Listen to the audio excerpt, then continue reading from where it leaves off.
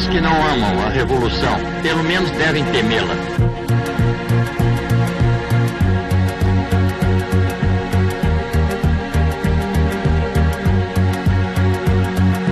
Assim sendo, declaro vaga a presidência da República.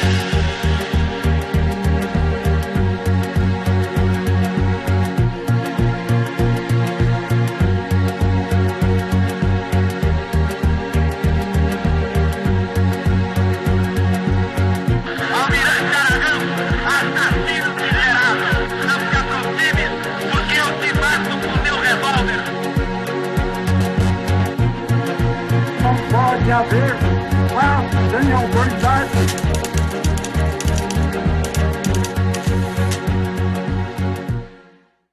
Por mais que se tente silenciar a história, que se destruam documentos, que se calem testemunhas, que se aposte no esquecimento, não tem jeito. O passado, seus traumas recalcados, a memória, acabam por reemergir. A imagem do menino de pijama de florzinhas, carimbada por um órgão da repressão. Ernestinho tinha 2 anos e 3 meses de idade. Pela ficha, era um terrorista. Foi preso com a mãe, Jovelina, nos anos de chumbo da ditadura militar. E levado para o centro de torturas mais temido da época. Manuel veio com as mãos amarradas e já não ficava mais de pé, ele veio se arrastando. Aí ele pulou do meu... Aí outros fomos que não aguento.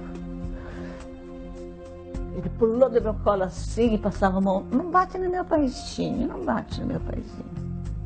Falava pro torturador. Daí levaram o Manuel, daí um pouco levaram ele também. As Forças Armadas precisam reconhecer os seus erros. Não adianta esconder. Houve torturas e mortes nos quartéis. Quanto mais demora o pedido de desculpas, mais difícil será a reconciliação. Quem faz essas afirmações não é um militante revolucionário nem um guerrilheiro, é um matador arrependido que esteve a serviço da ditadura durante quase 2 décadas. Ele executou gente, depois planejou atentados, falsos confrontos, assassinatos. É dele a ideia de incinerar cadáveres de vítimas das torturas em fornos de uma usina de açúcar. Liquidou pessoalmente colegas que não respeitaram o código de ética da delinquência a serviço do Estado. Queimou arquivos, alguns deles com prazer. Seu nome? Cláudio Guerra, delegado do DOPS no Espírito Santo, convocado pelo Serviço Nacional de Informações, o funesto SNI, o monstro, como o definiu seu próprio criador. Aí eu recebi as missões. A primeira missão foi para ir a São Paulo, né, onde durante as missões que eu fiz lá foram executadas 3 pessoas, né? Eu não sei. Eu não gosto de lembrar dessa miséria que nós passamos lá dentro do quartel, não. E de ver tanto sofrimento de gente ali dentro. Porque o forte do Exército é dizer que não aconteceu. Nós estamos aqui para dizer que aconteceu. Nós estamos aqui para dizer que aconteceu. Ali na usina, que eu sei foram 12, com mais o tenente Odilon, que eu executei no local. Foi o único cadáver que eu não estava presente quando foi julgado no forno. Eu errei. As Forças Armadas também errou. Chega lá, erramos. Eu não tenho como restituir as vidas que foram tiradas, mas posso cooperar para o esclarecimento da verdade e reconhecer que foi um erro. Recentemente, nos últimos anos, eu me interessei pela questão do silenciamento. Passou a me incomodar essa característica nacional, essa questão da negação, né? Nós somos uma nação da negação. No dia 10 de novembro de 1972, no Jornal Nacional, o Cid Moreira lê uma nota oficial do Primeiro Exército, dando conta de que foi morta num tiroteio a terrorista Aurora Maria Nascimento Furtado. A família me liga e me pede para ver se eu conseguia liberar o corpo. Um policial que me conhecia das tantas idas me disse, o corpo já foi para o cemitério no Caju. E eu fui para lá. Quando nós recebíamos a missão, até nós éramos enganados. Só que chegavam lá, era um circo que tinha sido montado por eles. Então, era essa ação que acontecia. Foi na Angélica, perto de um ponto de ônibus, né? Eu não sabia o nome, eu dei o nome no livro, porque com as deduções dos escritores e tal, chegamos que eram aquelas pessoas, né? E 2 lá no lago. E no Rio, né, teve mais uma execução também, né? E em Recife, alguns atentados com explosivo, igual foi o Estadão de São Paulo, já nos anos 80, o jornal A Tribuna aqui, o Jornal da Cidade, uma lancha, né? Essa grande falácia de que apenas terroristas, bandidos, ou seja, pessoas que estavam fazendo coisas erradas é que foram perseguidos pela ditadura. E isso, mais uma vez, é um mito que pode ser facilmente desconstruído com base em documentos. Havia uma intenção de controle social. Quando se relaciona as vítimas da ditadura apenas aquelas pessoas que pegaram em armas para combater o regime, ou os chamados bandidos, terroristas. Os órgãos de informação em si estavam já havendo uma preocupação por causa da cobrança do governo americano e da imprensa local do país aqui também sobre os desaparecimentos, tortura, já estava um combate muito grande, né? O ex-delegado do DOPS, Cláudio Guerra, matador implacável, descobre como eliminar os corpos das vítimas sem deixar vestígios.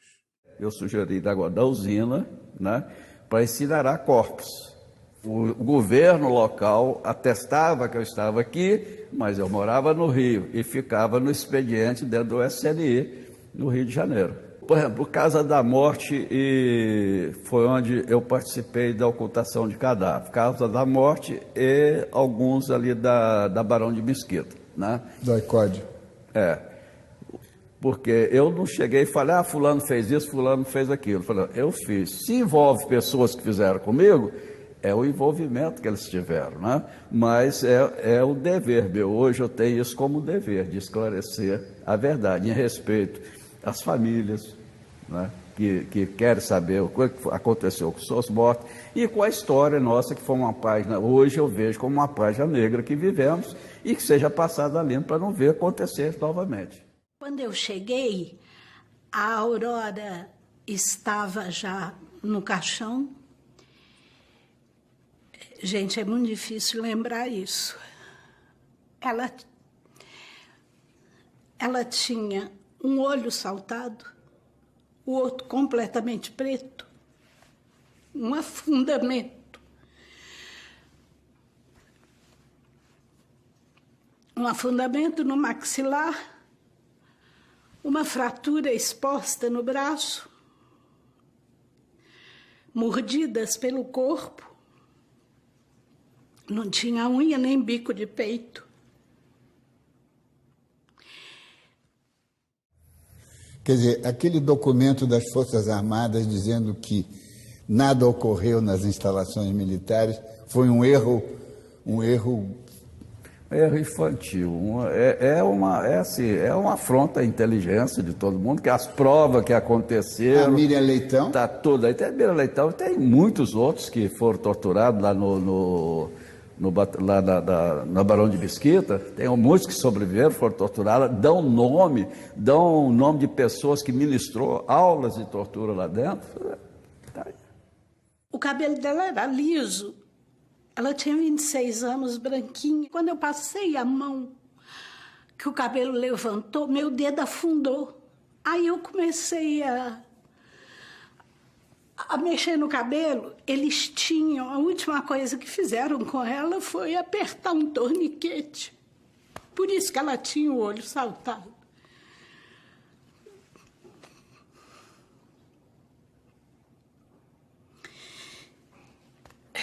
Quer dizer, a única prova é a minha palavra e a da Dirce.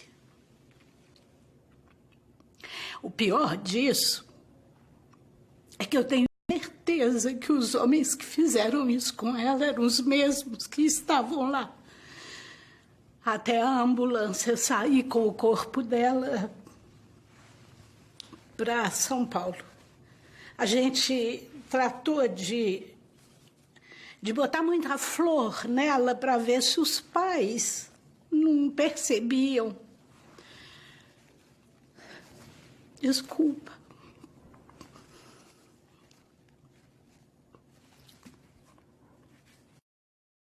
Desculpe terminar assim, mas esse é um pedaço do Brasil que foi ocultado durante muito tempo.